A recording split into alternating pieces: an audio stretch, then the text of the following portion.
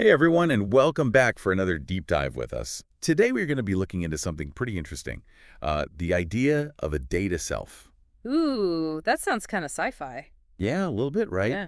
But actually, it's all about like those little digital traces that we all leave online. Ah, I see. And the crazy thing is that they can tell us a lot about ourselves, like, our habits and what we like, and maybe even some personality stuff that we don't even realize. It is really fascinating how much we reveal about ourselves online without even really thinking about it. Right, like every click and every search, and I mean, even just liking something, it all like adds up and makes this surprisingly detailed picture of who we are. It definitely So it's does. like not just about those embarrassing photos from when we were teenagers that are still out there somewhere, right?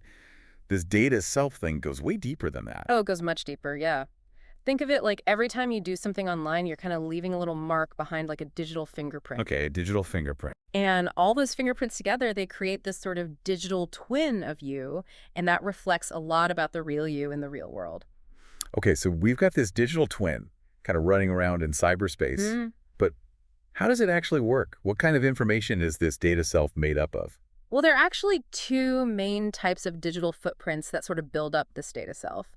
The first type is what we call your active footprint, and that's basically all the things that you intentionally put online yourself. So things like, your posts on social media, the comments you leave, and anything you share online. All right, so that's the stuff we're like actively choosing to put out there. I get it. But Exactly. what about all that other stuff? All that data collection that's happening in the background that we don't even know about? Yeah, that's where things get really interesting. That's called your passive footprint. And it's made up of all the data that's collected without you really doing anything on purpose. Like, have you ever noticed how you'll be thinking about buying something and then suddenly you start seeing ads for it everywhere? Yeah. Yeah, all the time. It's like they're reading my mind or something. Well, in a way, they kind of are. It's all thanks to something called algorithms. Algorithms. Yeah, they're basically these complicated math formulas that track and analyze what you do online. So while you're browsing websites, these things called cookies are recording everything you're doing, like what you click on and how long you stay on each page, and even the things that you put in your shopping cart but don't end up buying. Wow. So even when we think we're just like casually browsing online, our data is being collected and analyzed. Pretty much, yeah. That is both amazing and a little creepy. It's definitely both.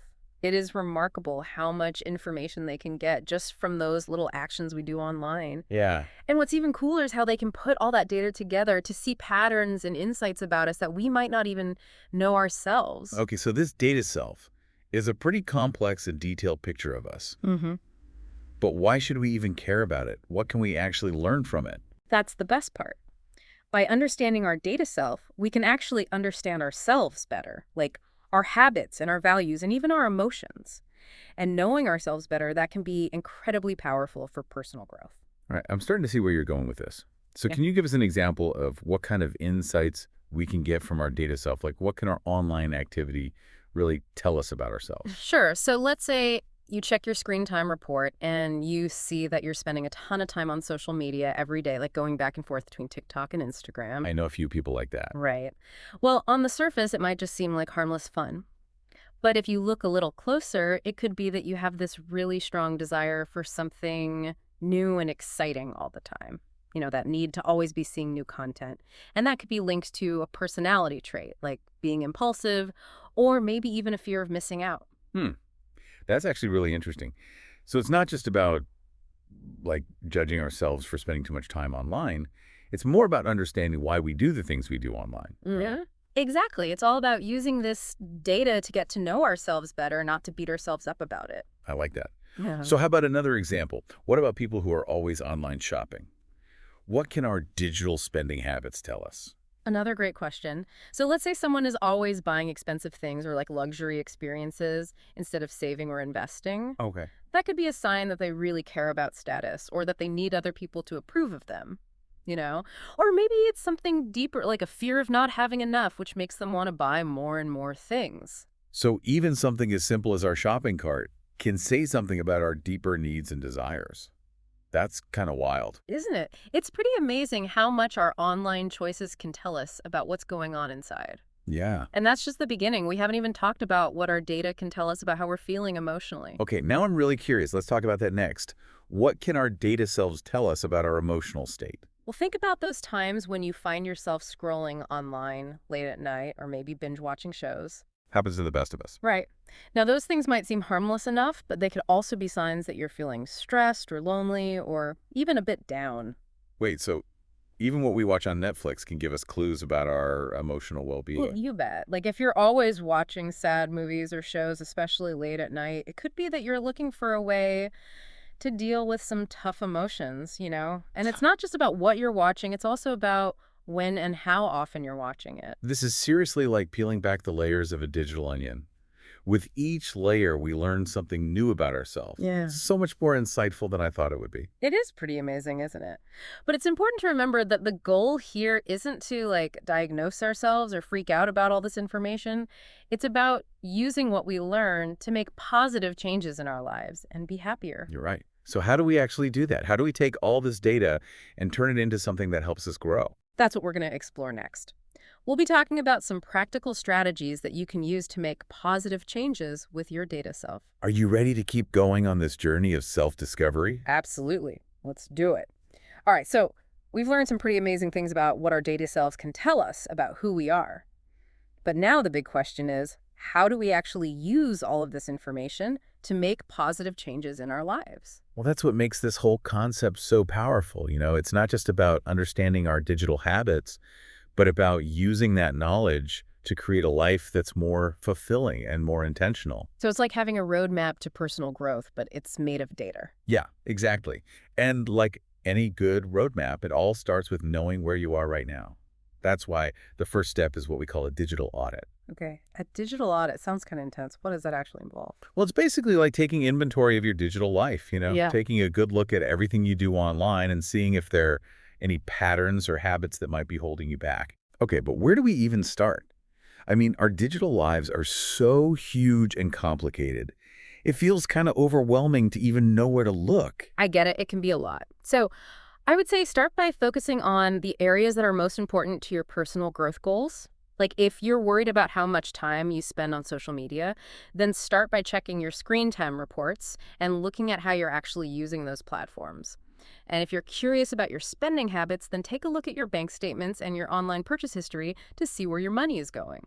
So it's not just about looking at the raw data, it's about figuring out what that data tells us about our choices and what we prioritize. Exactly. The goal is to see if there's a difference between who you want to be and who your data self shows you to be. For example, let's say you really value health and wellness, but you realize that you're always ordering takeout and you spend hours looking at fitness stuff online, but you never actually work out. Oof, I know that feeling. Right. Well, that's a really valuable insight. It's like realizing you're living two different lives, one online and one offline, and they don't really match up. Haha. Yeah, exactly. And once you've spotted those places where your real life and your online life don't match, then you can start setting some boundaries. Okay, boundaries. Yeah. I get that. But how do we actually set those boundaries when we're constantly getting notifications and updates? It feels like we're always going to be missing out on something. It's definitely tough, but it's about finding what works for you. Maybe it means turning off notifications for certain apps or only checking email at specific times or even having some tech-free zones in your home. So basically taking back control of our digital lives instead of letting them control us. Exactly. It's about being more intentional with how you spend your time and energy both online and offline. And one of the best ways to do that is to start spending more time on things that are truly meaningful to you. So instead of scrolling through social media or binge watching Netflix, we should be focusing on things that actually align with our values and what we want to achieve. Right. Like imagine if you took even a small amount of that time and used it to learn a new skill or do something creative or even just connect with people you care about. You know, it's about spending your time on things that enrich your life instead of draining it. I love that. It's like making choices that feed your soul, not just the algorithms. But it's so easy to get caught up in the busyness of life. How do we actually make time for those things that are more meaningful? Well, it all starts with self-care. In today's world where we're always connected, it's more important than ever to take time for yourself to rest and recharge and unplug from the online world. Self-care in the digital age sounds like a whole other topic. But seriously, any tips on how to incorporate self-care into our busy digital lives? Sure, first off, try to have a regular sleep schedule and make your bedroom a no-tech zone.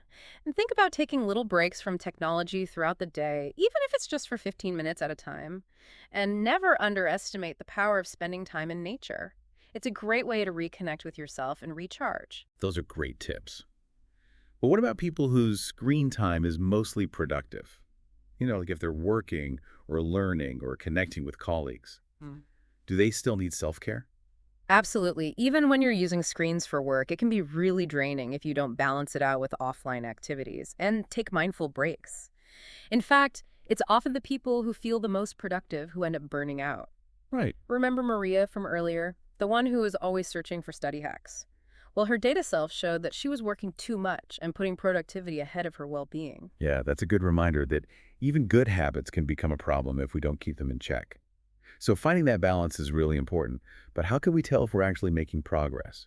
It's so easy to fall back into old habits without even realizing it. That's why it's so important to keep track of your progress. Remember that digital audit we talked about? Well, it's not a one-time thing. You should go back and do it regularly to see how your digital habits are changing over time.